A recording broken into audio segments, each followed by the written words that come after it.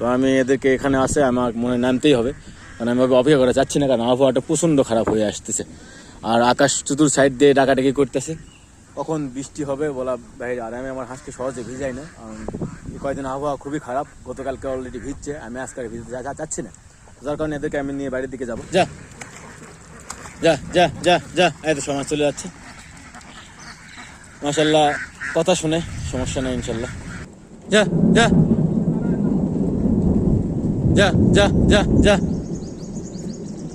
মোটামুটি প্রাইস চলে গেছে, কিছু মাছ এখনো রয়েছে, এদের রাস্তা দিয়ে যাচ্ছে আলহামদুলিল্লাহ। তো বৃষ্টি অলরেডি চলে আসছে, আমিও ঠিক সময় নিয়ে আসতে পারছি আলহামদুলিল্লাহ। তো এই অবস্থা মোটামুটি, হ্যাঁ সবাই চলে আসছে সেটের উপরে। আজকে সেট সকালবেলা হালকা একটু ছুটাই দিছি, কারণ ছুটা না দিলে বসার সময় বুঝতেছি না তো অবস্থা খারাপ। মাশাআল্লাহ আমি আমার হাঁসগুলানকে বাড়িতে নিয়ে আসতে পারছি, একটাও ভেজে নেই।